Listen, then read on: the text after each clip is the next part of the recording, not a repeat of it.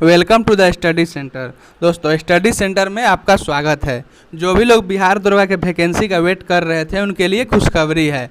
BPSSC यानी Bihar police सब ordinate service commission द्वारा 2 पदों के लिए वैकेंसी आई है, जिसमें पुलिस सब इंस्पेक्टर और सार्जेंट का पद है। पुलिस सब इंस्पेक्टर और सार्जेंट। अब बहुत लोग कंफ्यूज हैं कि दोनों में से क्या भरें।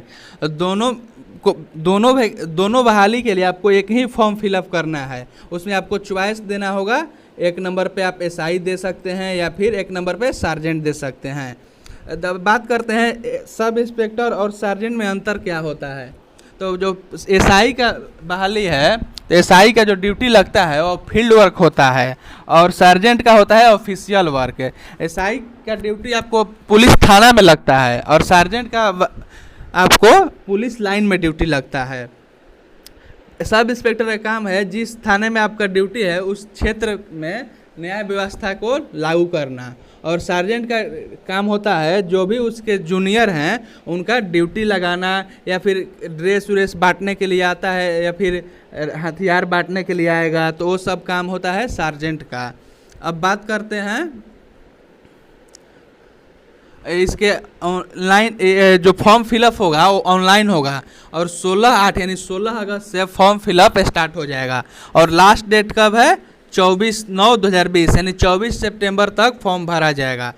तो बहुत लोग क्या करते हैं कि वेट करते हैं कि लास्ट में भरेंगे, लेकिन लास्ट में क्या होता है, सर्वर डाउन हो जाता है और फॉर्म भरने में बहुत दिक्कत आती है। इसलिए स्टार्टिंग में ही फॉर्म भर लेना चाहिए। अब बात करते हैं सब इंस्पेक्टर के कितने वैकेंसी आई है। तो सब इंस्पेक्टर में आपको 1998 यानी कि 2000 वैकेंसी है और सार्जेंट के लिए 215 वैकेंसी है। और दोनों का वेतन समान है। सार्जेंट और एसआई दोनों में के वेतन में कोई अंतर नहीं है। दोनों का ग्रेड पे आपका 4200 रुपया है।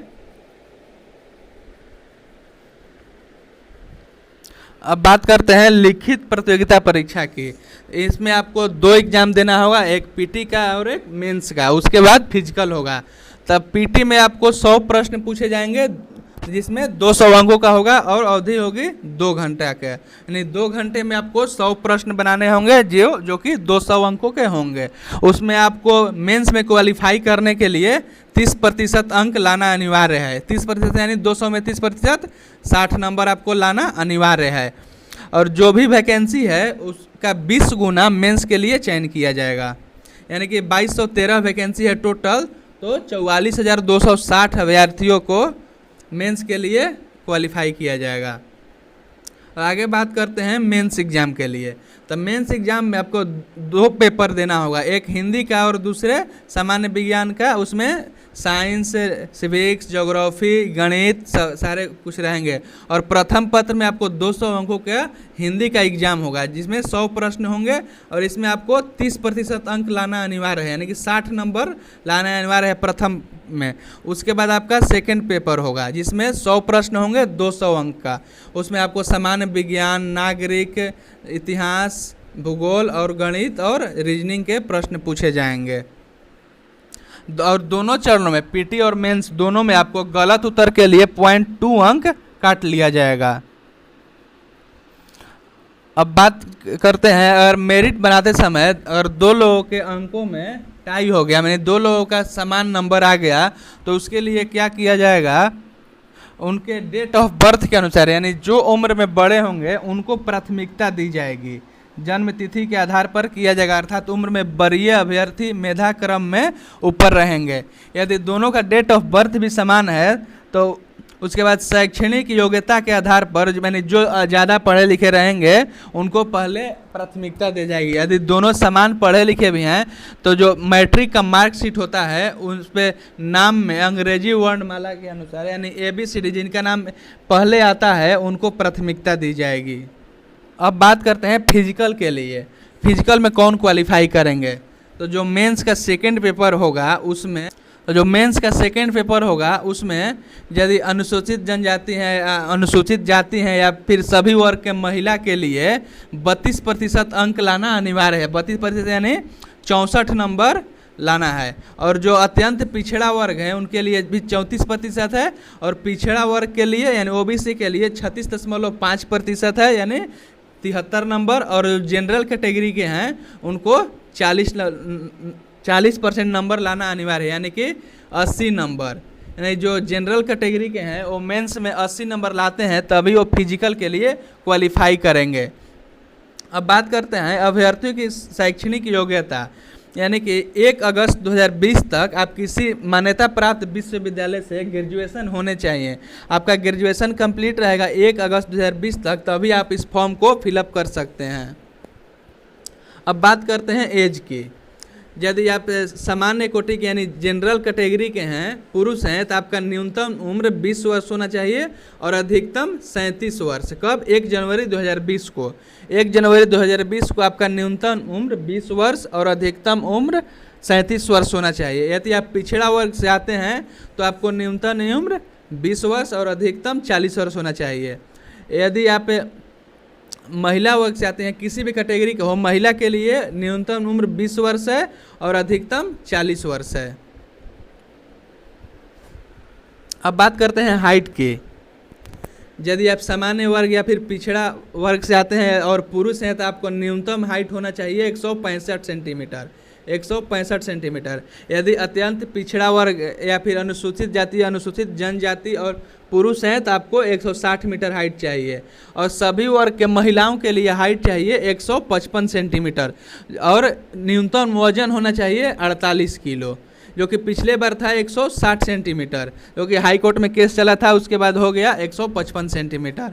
अब बात करते हैं सीना की, जो सिर्फ पुरुषों के लिए है। तो आपको बिना फुलाए 81 सेंटीमीटर होना चाहिए और फुलाकर 86 सेंटीमीटर होना चाहिए। यानी कि बिना फुलाए और फुलाकर दोनों में सीना में 5 सेंटीमीटर का अंतर जरूर होना चाहिए। अब बात करते हैं अनुसूचित जाति एवं अनुसूचित जनजाति के लिए, तो उसमें बिना फुलाए 79 सेंटीमीटर होना चाहिए और फुलाकर 84 सेंटीमीटर होना चाहिए। इसमें भी 5 सेंटीमीटर का अंतर होना अनिवार्य है बिना फुलाए और फुलाए में। अब बात करते हैं दौड़ की। तो पुरुषों को 1 मील का दौड़ने के लिए आपको 6 मिनट 30 सेकंड का समय दिया जाएगा। 6 मिनट 30 सेकंड में आपको 1 मील यानी 1600 मीटर दौड़ना है। कितने में? 6 मिनट 30 सेकंड में। अब बात करते हैं महिलाओं के लिए। तो महिलाओं को 6 मिनट में 1 किलोमीटर का दौड़ अनिवार्य है। 6 मिनट में आपको 1 किलोमीटर दौड़ना अनिवार्य है महिलाओं के लिए। अब बात करते हैं ऊंची कूद की। तो पुरुषों के लिए न्यूनतम 4 फीट ऊंची कूद अनिवार्य है और महिलाओं के लिए 3 फीट। ये सभी वर्ग के लिए है। न्यूनतम 4 फीट पुरुष के लिए और महिला के लिए न्यूनतम 3 फीट है। और लंबी कूद पुरुषों के लिए है 12 फीट और महिलाओं के लिए है 9 फीट। अब गोला फेंकना है। पुरुषों के लिए 16 पाउंड का गोला न्यूनतम 16 फीट फेंकना होगा। 16 पाउंड का गोला 16 फीट पुरुषों के लिए, और महिलाओं के लिए 12 पाउंड का गोला न्यूनतम 10 फीट फेंकना अनिवार्य है। महिलाओं के लिए कितना? 12 पाउंड का गोला 10 फीट। अब बात करते हैं पदों की संख्या की। तो जो एसआई है उसमें 35% सीट महिला के लिए रिजर्व है। इसमें अनुसूचित जाति का 333 सीट है, उसमें से 124 महिलाओं के लिए है। उसी तरह टोटल 1998 सीट दिया हुआ है एसआई का, जिसमें 683 सीट महिला के लिए रिजर्व है। अब बात करते हैं सार्जेंट की। सार्जेंट में आपको ऊंची कूद 4 फीट 6 इंच है और महिला के लिए न्यूनतम है 3 फीट। पुरुष के लिए 4 फीट 6 इंच, जो कि एसआई में था सिर्फ 4 फीट, और महिला के लिए 3 फीट। लंबी कूद है 15 फीट और महिला के लिए 9 फीट। ये सब है सार्जेंट के लिए।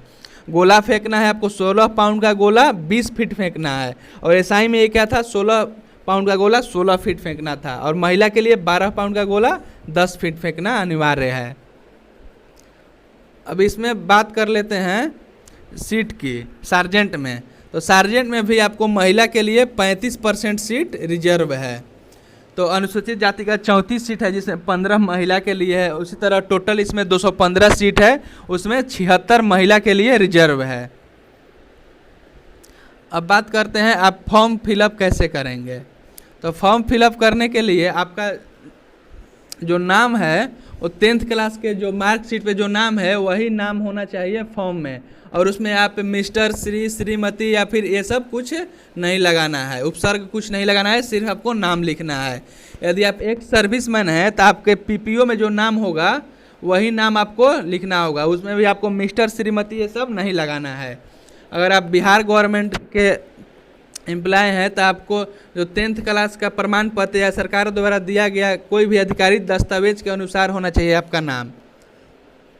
अब बात करते हैं राष्ट्रीयता के लिए, नेशनलिटी, उसमें आपको इंडियन होना अनिवार्य है, भारतीय नागरिक ही आप हो सकते हैं। और यदि आप फॉर्म फिलअप कर रहे हैं तो उसमें आपको एक मोबाइल नंबर देना होगा जो सक्रिय हो, जिससे कि आपके नंबर पे OTP आ सके, या फिर आगे चल के यदि एडमिट कार्ड आता है या फिर रिजल्ट आता है तो आपके मोबाइल पे ही उसका नोटिफिकेशन आएगा।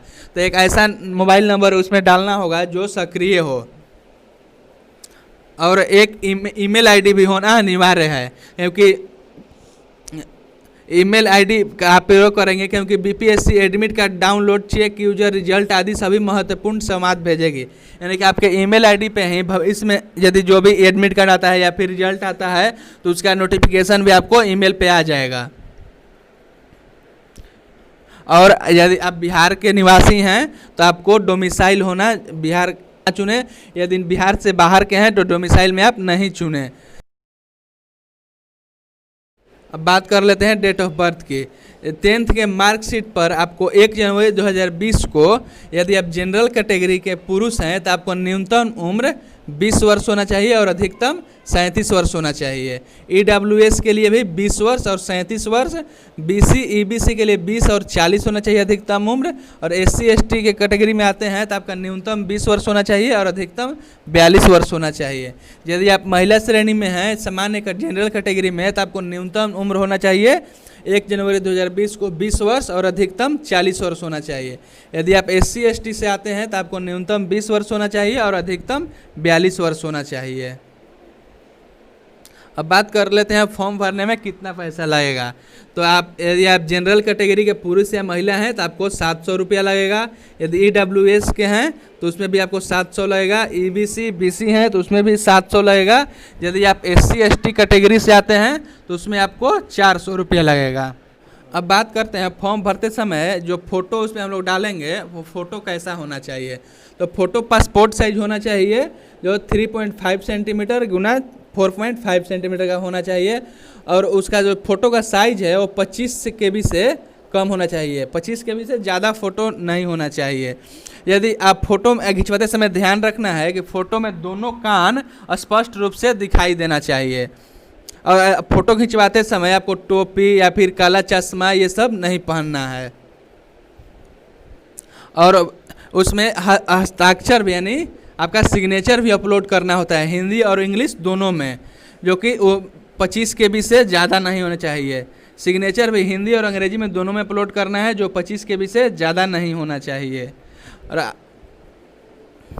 और आपको जो एड्रेस भरना होता है उसमें अस्थाई पता में यदि आप महिला हैं तो आपको अस्थाई पता वही देना होगा जो आपके, यदि आपका शादी हो चुका है तो जो आपका पति का अस्थाई पता होगा वही आपका अस्थाई पता होगा। और फ़ोटो और हस्ताक्षर अपलोड करते समय आपको ध्यान देना है कि रंगीन फ़ोटो होना चाहिए पासपोर्ट साइज़ का 3.5 सेंटीमीटर इंटू 4.5 सेंटीमीटर साइज़ का, जो 25 KB से कम होना चाहिए। और हस्ताक्षर भी आपका 25 KB से कम होना चाहिए, जो कि हिंदी और इंग्लिश दोनों में आपको हस्ताक्षर करना है। लास्ट डेट दिया हुआ है 24/9/2020 यानी कि 24 सितंबर 2020। इससे पहले आप लोगों को फॉर्म फिलअप कर लेना है। तो पहले ही फॉर्म फिलअप कर लेना चाहिए, क्योंकि लास्ट डेट आते आते सर्वर इतना डाउन हो जाता है कि फॉर्म भरने में बहुत दिक्कत का सामना करना पड़ता है। तो आप पहले ही फॉर्म फिलअप कर लीजिए, उसके बाद एग्ज़ाम की तैयारी में लग जाइए। इस चैनल पर आपको जो भी प्रीवियस ईयर क्वेश्चन है सारे क्वेश्चन डिस्कस किए जाएंगे, और जो भी इम्पोर्टेंट क्वेश्चन है उसको आप इस चैनल पे आपको डेली 25 से 30 क्वेश्चन प्रोवाइड किया जाएगा। अगर आपको वीडियो पसंद आया तो वीडियो को लाइक कीजिए, चैनल को सब्सक्राइब कीजिए और दोस्तों के साथ शेयर कीजिए। Thank you.